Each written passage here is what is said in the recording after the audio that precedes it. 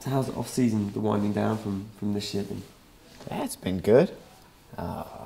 Kids hanging out with the kids, getting some time out skate skiing, a little bit of time on the snowmobiles, and a lot of hiking, a little bit of everything. So it's been really nice off season and really relaxing, and a lot of time at home and a lot of time with the kids and the wife. So yeah, I've been enjoying it.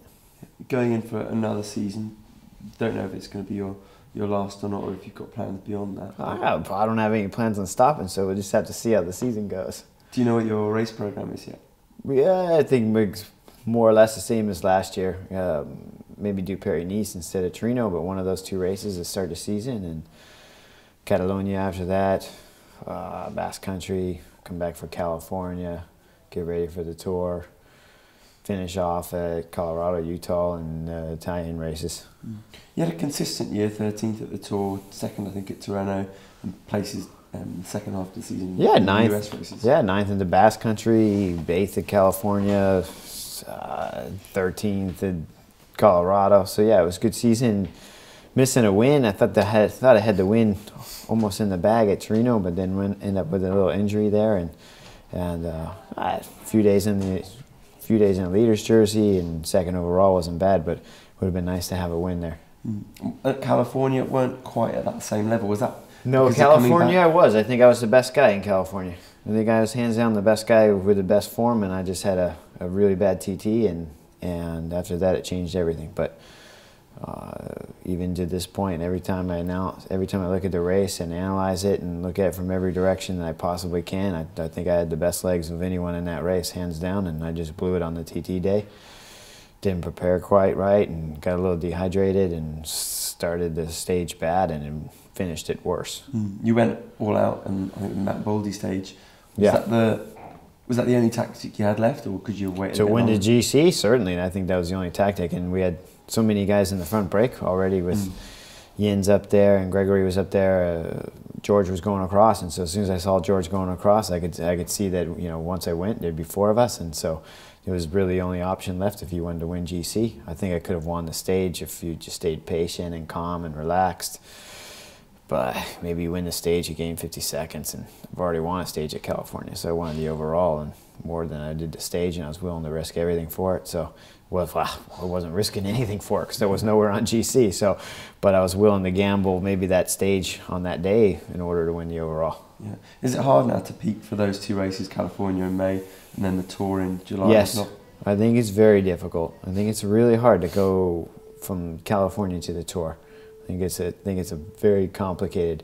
Each year, this last year, of course, and the year before that, when they've changed the date from California being in February to, of course, a later date, then it makes it very difficult to arrive into the Tour. I think you could come in very good in the Tour, but I think I could come in better if you weren't so much eyeing California. What can you do in next year's Tour? Obviously, the route favours a climber, but one presumes that. Well, we don't know what's going to happen with Frank Schlett's case, but Andy's going to be there to lead the team. Yeah, well, I hope Frank's okay too. I mean, it's not a performance-enhancing doping issue or something like that. It seems to be a strange drug to be on the list nowadays. So hopefully he's back. Certainly, I expect him to be back, and looking forward to him being back. And you look at what Andy's done in the past. He's built for the Tour. I mean, and certainly with the way this Tour looks like it's coming together, with how difficult it would be in the mountains, the team would be in a very, very good position with Andy there, and certainly with his brother Frank coming back too. John, where does that put your positional aspirations for Tour GC? Well, I think I think Bradley had such a good year last year. It doesn't change much for me, except for maybe, of course, being the first week, staying out of trouble, but being near Frank and Andy, if they're in any kind of trouble, that could possibly cost me some energy. If they fly at a bad time or something, I might have to switch a bike and give up a lot of time or something. Or if they crash, I might have to wait back for them. But certainly, when you look at it on paper, with Alberto showing up, his team's got to do some work, and you look at the kind of year that Bradley had, and certainly the year that he had with winning the Tour de France, it's just that 3 weeks alone means that his team has to do everything from start to finish. I mean, even if you're Alberto Contador coming in with as many Grand Tour wins as he has, it's Wiggins' job, or certainly Sky's job, to win the Tour de France. We briefly touched on Frank at the Tour being he was removed from the race for a positive test, but last year was a difficult year for the team as a whole. Crashes, injuries, and obviously what happened with the USADA report, and now Johan Bruyneel leaving the team. Right, absolutely. It certainly was a difficult season last year. I mean, you look at it and it could have switched, and it's like flipping a coin, heads or tails. I mean, you see Torino, if I didn't have the little tear in the tendon behind the knee with the last few stages, maybe I win Torino. That automatically takes a lot of pressure off the team because we have a Pro Tour win and more points and everything. You go through the feed zone with Cancellara and he doesn't hit the bottle and doesn't break his collarbone. He maybe wins Flanders or maybe wins Paris-Roubaix. That takes a lot of pressure off the team. You go to the time trial in the Dauphiné, the crosswind catches the guy right behind or right in front of Andy, and he doesn't crash and break his pelvis or fractures pelvis, whatever it was. And all of a sudden that changes what happens in the Tour de France. So, but in the end, you look at the Tour de France as being so important, and you look where Fabien won the jersey. We won a stage, and we had the jersey for 8 days during the Tour de France. And only 2 teams wore the jersey in the Tour de France.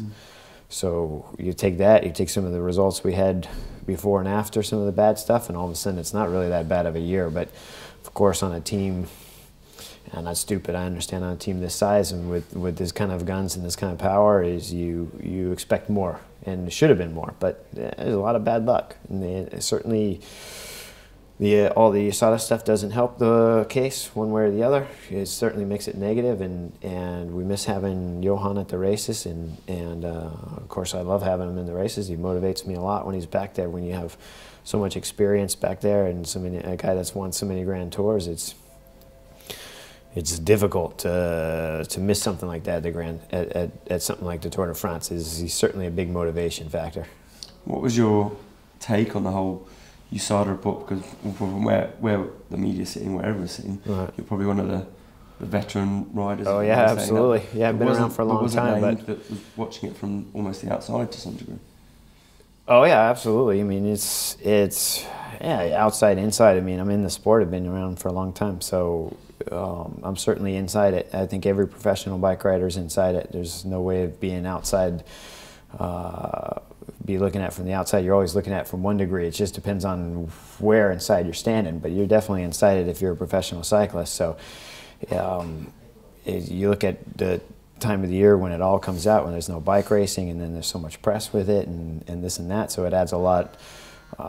Maybe that was the worst part of the off season for me, was it made it very difficult to relax during the off season, just because of how much bad stuff was happening in cycling and how much bad press was always out there, and you're like, this sport deserves a lot more than what it's getting during that whole month. So for that part, it's complicated and difficult, and certainly you get to the point where finally you just don't turn on the phone and you just don't bother flipping on cycling news or Velo News or bicycling.com or anything like that, any of my normal choices. So you just easier to go for a hike. So, that's the way it is, and I think most professionals probably saw it the same way. It's bad for the sport. It's bad image on the sport. It makes it more difficult for the sponsors, but in general, I'm sure the sport will survive and go on to do great things and watch good races. And you look at the stuff that's gone on last year. It's going to be exciting to see Alberto back in the sport, racing back at the Tour de France, and certainly with Andy coming back too, hopefully we see a spectacular Tour de France instead of such a dominant show from one team. Just going back to the last point you made, it almost sounds like you don't think the report should have come out. No, I didn't say that. Yeah, you gotta. Certainly the press has to. They got to put out there what's news, and it's certainly news, so it's going to come out. But it doesn't mean I need to read it.